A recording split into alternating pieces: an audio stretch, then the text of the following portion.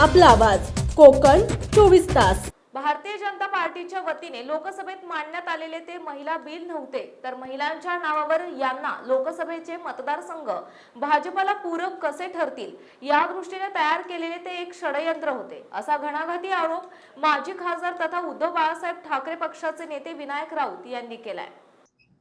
तर काल काय म्हणताय? नमस्कार. महिला विधेयक जे आहे ते नामंजूर झालेलं आहे आणि एकूणच त्या संदर्भात सगळे आरोप प्रत्यारोप देखील लोकांना पाहायला मिळते।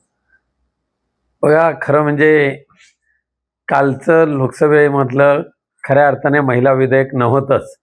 महिलांच्या नावावर यांना पूर्णपणे ह्या देशाची राजनीती किंवा देशाचे लोकसभेचे मतदारसंघ आपल्याला पूरक कसे ठरतील भारतीय जनता पक्षाला या दृष्टीने तयार केलेलं ते एक षडयंत्र होतं आणि महिला विधेयकाच्या आडून त्यांना त्यांचा स्वतःचा पक्षीय अजेंडा हा मतदारसंघाच्या पुनर्रचनेचा जो आहे तो राबवायचा होता।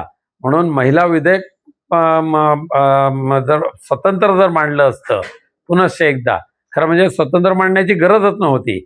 एकदा 2023ला महिला विधेयक मंजूर झालं असताना त्याला आता पुन्हा एकदा महिला विधेयक मांडायची गरजच काय होती?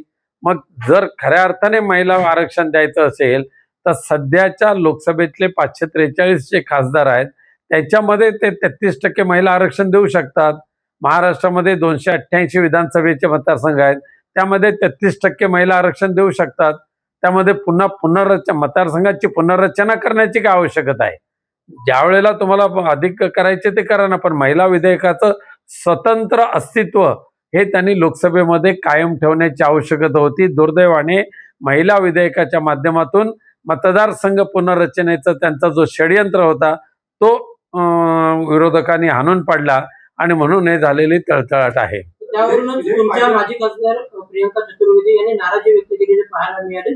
महिलांसाठी आज दिवस दुर्दैवी असल्याचं देखील त्यांनी म्हटलं कुठेतरी, पण तो त्या दुर्दैवाचे वाटेकरी किंवा पाप ज्यांनी केलंय तो सत्ताधारी पक्षानेच केलेला आहे। केंद्रामध्ये भारतीय जनता पक्षाचा जो सत्ताधारी पक्ष आहे ते ज्या दुर्दैवाचे धनी आहेत। पण एकीकडे प्रियंका चतुर्वेदींचं विधान आणि तुमच्या पक्षाची विधान नाही, प्रियंका चतुर्वेदीचं विधान नेमकं काय ते मी ऐकलेलं नाही। महिलांना आरक्षण मिळू शकलं नाही याबद्दल वाईट वाटतच आहे, दुर्दैव आहेत ते, पण ते दुर्दैव खऱ्या अर्थाने भारतीय जनता पक्षाने ओढवून आणलेलं आहे। त्यांना खऱ्या अर्थाने महिलांना जर आरक्षण द्यायचं होतं पार्लमेंटमध्ये आणि विधानसभेमध्ये तर 2023ला पारित झालेल्या विधेयकाची त्यांनी ताबडतोब अंमलबजावणी करावी। विधेयक पाडल्यानंतर आनंदोत्सव साजरा करणं हे निंदनीय आहे असं अमित शहा म्हणतात। विधेयक पाडल्यानंतर आनंदोत्सव साजरा करणं हे चुकीचं आहे, पण ते विधेयक ज्या कपटी राजकीय वृत्तीने आणलं गेलं होतं त्या कपटी राजकीय वृत्तीला काल संसदेमध्ये 12 वर्षानंतर पायबंद घातला गेला, हे सुद्धा लोकशाहीचा तो विजय आहे।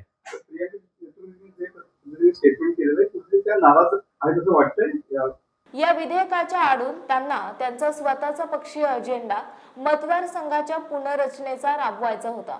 खरोखर भाजपला महिलांबाबत एवढी चिंता वाटत असेल तर 2023ला महिला विधेयक मंजूर झाले असताना आता पुन्हा एकदा महिला विधेयक मांडायची गरजच काय होती, असा खडा सवाल माजी खासदार विनायक राऊत यांनी उपस्थित करून जोरदार टीका केली आहे। नाही, त्यांची काय नाराजी असेल, महिलांसाठी आरक्षण मिळू शकलं नाही म्हणून ते कदाचित नाराज झाले असतील, परंतु त्यांनी त्याचा आणखी अभ्यास केला तर कळून चुकेल की ते विधेयक महिला विधेयक नव्हतंच, ते मतदारसंघ पुनर्रचनेचं ते विधेयक होतं आणि त्याला आधार देण्यासाठी महिला विधेयक त्यांनी त्याच्यात ऍड केलं गेलं। गाडीला अपघात झालेला होता, त्याच्यावरून सगळ्या आरोप प्रत्यारोप या ठिकाणी होताना पाहायला मिळत आहे। तर एकाच दिवशी अशोक खरातलाही असंच मारून टाकतील असं यशोमती ठाकूर म्हणतात, काय असं बघतात? माझं पण सुरुवातीपासून स्टेटमेंट तेच आहे, अशोक खरातचं कदाचित तुरुंगामध्ये सुद्धा अंत घडवून आणू शकतात, कारण त्या अशोक खरातच्या फायली आता ओपन सुरुवात झाल्यानंतर अनेक राजकीय नेते हे त्याच्यामध्ये एकेकाचं कारनामे उघड होत जातील। काल शेळकेंचा झालेला अपघात हा अपघात नसून तो घडवून आणलेला अपघात आहे असं जे म्हटलं जातं त्यामध्ये तथ्य आहे, कारण तो अशोक खरातच्या ह्या प्रकरणामध्ये एक महत्त्वाचा दुवा होता आणि त्यामुळे असे एक एक दुवे कोसळायला लागले की अशोक खरातची केस कमजोर होईल. आज सुद्धा अशोक खरातच्या मूळ डायरीतले अनेक राजकीय नेते हे तुरुंगामध्ये किंवा ते SIT कडे अद्यापही त्यांना का बोलवण्यात आलेलं नाही. आता विखे पाटील जे मंत्री महोदय आहेत त्यांनी तर केसरकरांचं नाव पुन्हा पुन्हा सांगितलेलं आहे की तेच सर्वांना केसरकरच सर्वांना घेऊन गेले. मग केसरकरना अद्याप SIT का बोलवत नाहीये. सध्याची जी खासदार संख्या आहे त्यामध्ये 33% आरक्षण द्यायचं होतं. महिला विधेयकाचं स्वतंत्र अस्तित्व कायम ठेवण्याची आवश्यकता होती. या विधेयकाच्या माध्यमातून मतदारसंघ पुनर्रचनेचं षडयंत्र विरोधकांनी हाणून पाडलं, असे विनायक राऊत रत्नागिरी येथे पत्रकारांशी बोलताना म्हणाले. महिलांना आरक्षण मिळालं नाही याबद्दल वाईट वाटतच आहे, पण हे दुर्दैव भाजपने ओढावून आणलेलं आहे. 2023ला पारित झालेल्या विधेयकाची त्यांनी तातडीने अंमलबजावणी करावी असे खुले आव्हान विनायक राऊत यांनी भाजपला दिले. त्याच्यामध्ये का कोणाचा राजकीय वरदहस्त आहे. एकनाथ शिंदे, केसरकर हे सगळे पूजेला बसलेले आहेत, पूजा करतायत, ते सगळं दाखवलेलं आहे. आणि कोणत्या परिस्थितीमध्ये विखे पाटील साहेबांनी म्हटल्याप्रमाणे त्याला राजकीय वरदहस्त असलेल्या व्यक्ती अशोक खरातच्या प्रकरणामध्ये खूप असल्यामुळे SITची चौकशी सुद्धा केवळ आणि EDची चौकशी केवळ त्याच्या मालमत्तेपुरती होते आणि चाकणकर या कुटुंबियांपुरती एक चौकशी सीमित केलेली आहे. बाकीच्यांना कदाचित संरक्षण देण्याचं काम चाललेलं आहे. खरातची 90 ते 100 कोटींची मालमत्तेची माहिती सध्या ईडीला मिळाल्याची माहिती मिळते. ईडीने पूर्ण शोध घेतला तर कित्येक पटीने मिळू शकेल असा अंदाज सर्वांचाच आहे. मी ऍक्सिस बँकेत असताना माझ्या समोर देखील धर्मांतराची प्रकरण झाली. धर्मांतर प्रकरणावरून अमृता फडणवीसांनी दावा केलेला आहे. वरिष्ठांनी त्याची तात्काळ दखल घेत ऍक्शन देखील घेतली असं म्हटलं.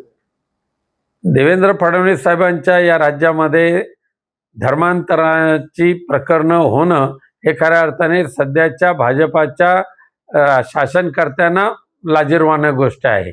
त्यांच्या या कारकिर्दीमध्ये पूर्णपणे हा महाराष्ट्र व्यसनाच्या आहारी जातोय का, ड्रग्सचा एक अड्डा बनतोय का. आता काल सुद्धा गुजरात, पंजाब, राजस्थान इथले पोलीस पश्चिम महाराष्ट्रामध्ये आलेले आहेत आणि पश्चिम महाराष्ट्र हा ड्रग्सचा निर्माण करणारा एक हब होत आलेला आहे. अशा पद्धतीची बातमी जी पसरलेली आहे त्यामध्ये तथ्य आहे. इथे सुद्धा सिंधुदुर्ग असेल, रत्नागिरी असेल, गोव्यातून येणारा संपूर्ण ड्रग हा गोव्याच्या मार्फत सिंधुदुर्ग, रत्नागिरीपर्यंत येतोय. परंतु त्याच्यावर कोणत्याही परिस्थितीत 100% बंदी येऊ शकली नाही. हे दुर्दैव सध्याच्या राज्यकर्त्यांचं आहे. विधान परिषद निवडणूक बंधू अशोक खरातचा तुरुंगातही अंत घडवून न आणू शकता, कारण त्यातून अनेक राजकीय नेत्यांचे कारनामे उघड होत जातील. हा अपघात नसून घडवून आणलेला अपघात आहे असं जे म्हटलं जात आहे त्यामध्ये तथ्य आहे की एक एक दुवे कोसळायला लागले की खरातची केस कमजोर होईल. दीपक केसरकर यांना अद्याप का बोलवलं नाही, त्यामध्ये कोणाचा राजकीय वरदहस्त आहे आणि SIT आणि EDची चौकशी ही मालमत्तेपुरती होते. चाकणकर कुटुंबियांपुरती एक चौकशी समिती केलेली आहे. बाकीच्यांना संरक्षण देण्याचं काम सुरू आहे. मुख्यमंत्री देवेंद्र फडणवीस यांच्या कारकिर्दीत ही धर्मांतराची प्रकरणं होणं ही सध्याच्या भाजप शासनकर्त्यांसाठी लाजिरवाणी गोष्ट आहे. फडणवीस यांच्या काळात महाराष्ट्र व्यसनाच्या ड्रग्सच्या आहारी जातोय. पश्चिम महाराष्ट्र ड्रग्सचा हब होत चाललेला आहे. रत्नागिरी, सिंधुदुर्ग, गोव्यातून ड्रग्स येते, यावर बंदी येऊ शकलेली नाही. हे राजकर्त्यांचं दुर्दैव आहे असं विनायक राऊत यांनी म्हटलं. समंदर की गोद में पला है तू, अंगड़ाई लेते ही लहरें शुरू. आज यौवन की मस्ती छोड़, ले चलता हूं तुझे एक नए मोड़. आजा तुझे माँ पुकारे अब, छेड़ देते हैं बीच से कुछ शरारत हंसी.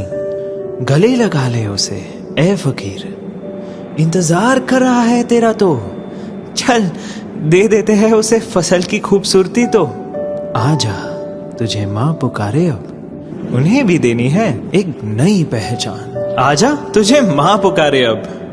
फिनोलेक्स पाइप्स पहुंचाए पानी को अपनी माँ के पास. महाराष्ट्रातील तसेच कोकणातील महत्त्वाच्या बातम्या पाहण्यासाठी कोकण 24 तास न्यूज चॅनलला यूट्यूबवर सबस्क्राईब करा आणि बेल आयकॉन प्रेस करा.